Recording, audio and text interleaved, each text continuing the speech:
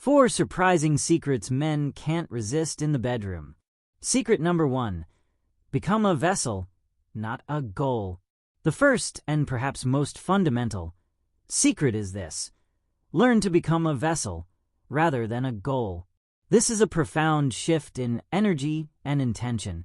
In nearly every other aspect of his life, a man is conditioned to be in a constant state of goal-oriented action. He is tasked with succeeding, achieving, fixing problems, and conquering challenges. The world demands that he perform, produce, and prove his worth. When this mindset carries over into the intimate sphere, the bedroom can unconsciously become just another arena for performance, another challenge to be met, another goal to be attained. This creates a silent, underlying pressure that can suffocate the very spontaneity and connection you both seek. What his psyche secretly craves, and what the anima within him responds to, is a complete release from that pressure. This is where we introduce a powerful Jungian concept, the temenos. In ancient Greek, this word referred to a sacred, inviolable precinct, a sanctuary dedicated to a god, a piece of land cut off from the ordinary world. Psychologically, it represents a container, a safe and bounded space where the rules of the outside world no longer apply. It is a sanctuary for the soul. When you can consciously create this temenos through your presence, you become that sacred vessel. You are no longer an object to be won, but a space to be entered, a presence that can hold his entire being without judgment. This means you are holding space not just for his strength, but for his vulnerability. You are offering a refuge for his silence. When he has no words left, you are accepting his raw, unedited presence, the tiredness, the quiet, the simple human need for connection beyond words or action. In this space, he is not required to do anything or be anything other than what he is in that moment. Your calm, receptive, and non-demanding energy is the key that gives him permission to finally and fully drop the armor he wears all day. It allows him to set down the burden of constant performance. The practical application of this is both simple and deeply challenging, because it requires you to shift from a state of doing to a state of being. It means that sometimes intimacy is not about initiating a specific act, but about simply being present without an agenda. It could be a quiet embrace that has no destination other than connection. It's in the way you listen without immediately trying to solve his problems. It's in your ability to share a silence that feels more connecting than frantic conversation. In these moments, you are not asking him to achieve anything, not even an orgasm. You are inviting him to simply feel, to feel his body, to feel your touch, to feel the safety of the sanctuary you are co-creating. This act of providing a psychological temenos is what allows the deepest layers of his passion and tenderness to emerge naturally, because they are no longer being commanded by the ego, but are flowing freely from a place of true rest and acceptance. Secret number 2, invite his shadow, don't shame it. The second secret moves us into more potent and often misunderstood psychological territory. It involves understanding and relating to what Jung called the shadow. The shadow is not a monster in the closet. It is the part of the unconscious personality that contains everything a person refuses to acknowledge in themselves. It is the repository of his raw, untamed passion, his primal instincts, and all the aspects of his being that society, upbringing, or his own conscious identity has forced him to repress and hide. This often includes a more assertive aggression, a natural dominance, a voracious sexual appetite, or a simple, unapologetic desire, energies that are frequently shamed as being too much, animalistic, or inappropriate for a civilized man. From a young age, boys are taught to compartmentalize, to be gentle, to be nice, to be safe. While these social graces are important, the wholesale repression of the shadow comes at a great cost. This primal energy doesn't disappear. It simmers in the darkness of the unconscious, often leaking out in unhealthy ways like unexplained irritability, passive aggression, or a general sense of being disconnected from his own power and passion. The secret, then, is not to continue this shaming, but to learn how to safely invite this shadow energy into your shared conscious space. This is a critical distinction. Inviting the shadow is not about accepting abuse, toxicity, or disrespect. It is about creating a container strong enough to acknowledge, channel, and integrate this powerful, primal force in a way that is consensual, connected, and even sacred. When you can do this, you perform a kind of psychological magic. You are telling him, without words, that all of him is welcome. He does not have to fragment himself into the good, acceptable man for you and hide the powerful primal man in the shadows. This invitation allows for a profound integration. He can bring his full strength without fear that it will be misinterpreted as violence. He can express a deeper, more urgent desire without the shame of being called greedy or animalistic. This is where play and conscious exploration become essential. The practical application of this might look like engaging in playful role play where you both can safely step outside your everyday identities, exploring a dynamic of pursued and pursuer. It could be in you consciously allowing him to take the lead with a confident, trusting energy, affirming his competence and direction. It can be as simple as verbally appreciating his raw masculinity in the moment, telling him you love his strength, his intensity, his desire for you. When a man feels that his entire self is welcome, the gentle protector and the passionate primal force, he experiences a liberation that is almost indescribable. The energy he once used to suppress these parts of himself is suddenly freed, and that vitality naturally flows into your connection. The intimacy that follows is no longer polite or careful. It is authentic, vibrant, and deeply trusting, because it is built on the acceptance of the whole, real person, not just a sanitized fragment he feels compelled to present to the world. Secret number 3, be his equal, not his mirror. The third secret requires a shift from the comfort of reflection to the power of authentic presence. In the early stages of attraction, a powerful psychological phenomenon occurs. A man often doesn't just fall in love with you. He falls in love with his own anima, the internal, idealized feminine, which he unconsciously projects onto you. You become the living embodiment of his soul's deepest image of the feminine. While this feels intensely magical and fated, Jung identified this as a form of immature love. It is not a love for the real, separate person standing before him, but for a fantasy he has draped over you. The relationship is built on an illusion, and when life inevitably reveals your human imperfections, the projection can shatter, leading to disillusionment. The secret to forging an irresistible and lasting connection is to gently but consistently withdraw that projection by steadfastly being your own, whole, and separate person. This means consciously refusing to simply mirror his desires and reflect back only what you think he wants to see. It is the difference between being a mirror, which shows him only his own ideal, and being a window into a fascinating world of your own. When you have your own passionate desires, your own firmly held opinions, your own rich and compelling inner life that exists independently of him, you disrupt the projection. You force his ego to confront a reality that is different from its fantasy. This confrontation is not a rejection. It is the highest form of invitation. It challenges him to see the real you, and in doing so, he is compelled to withdraw his projection and confront the actual, unintegrated anima within himself. He can no longer outsource his feeling, his creativity, or his soul connection to you.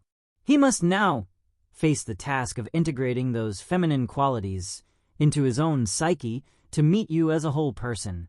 This process is the heart of what Jung called individuation, the journey towards psychological wholeness. A man who is on this path is evolving, and the dynamic you create together ceases to be a fantasy and becomes a genuine, conscious partnership between two complete individuals. The practical application of this is to actively cultivate and express your sovereignty. Initiate sex not just occasionally, but with the same confident desire you hope to see in him.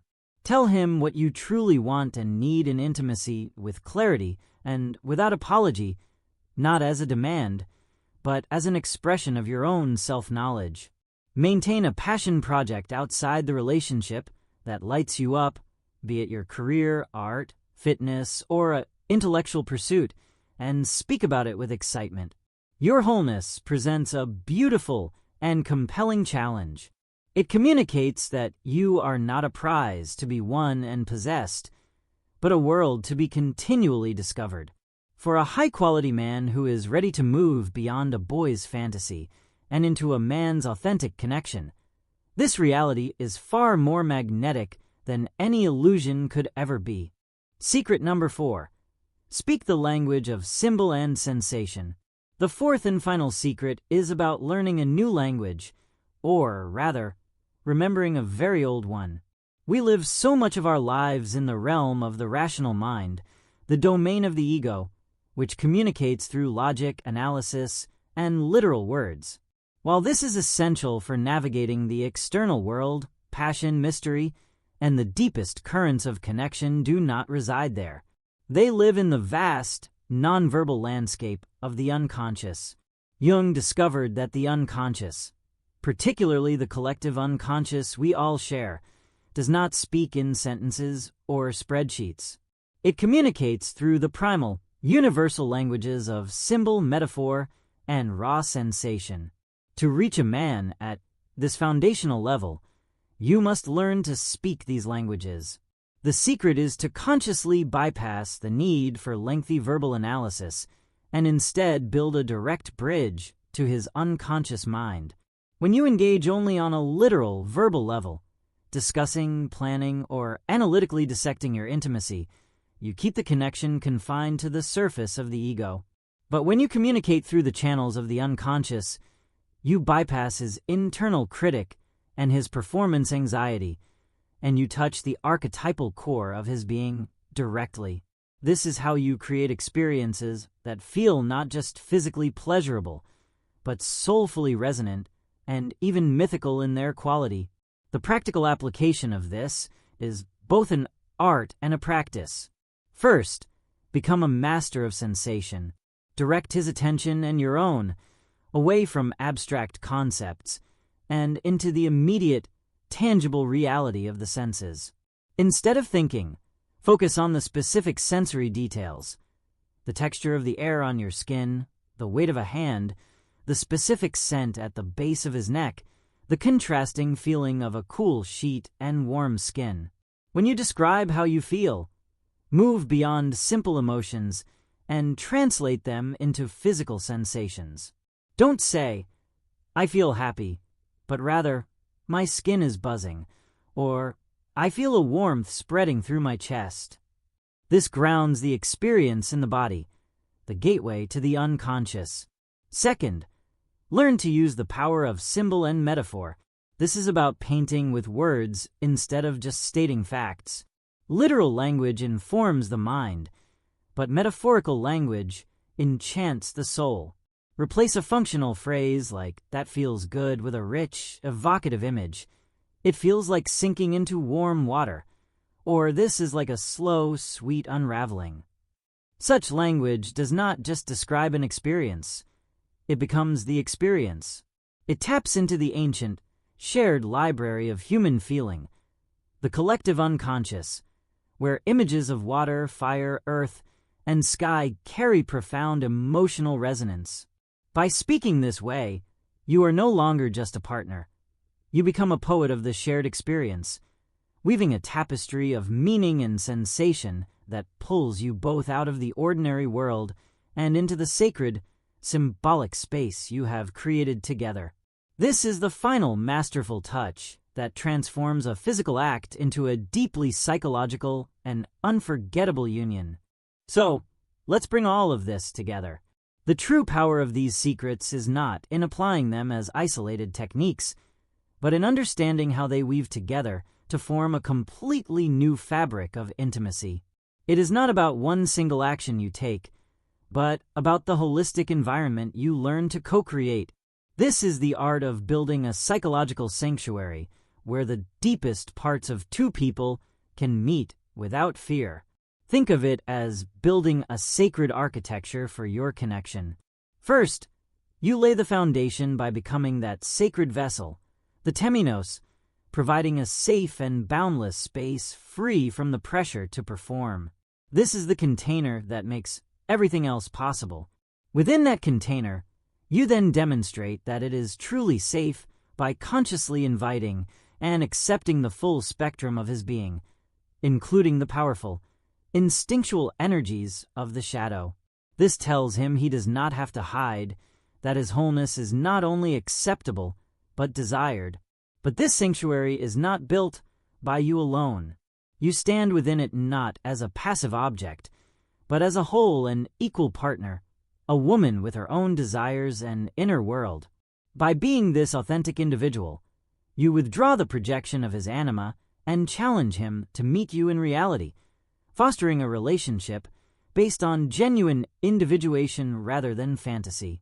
And finally, you fill this sacred space you've built together with the primal language of symbol and sensation, communicating directly with the unconscious, ensuring that your connection transcends the limits of the rational mind and touches the mythic.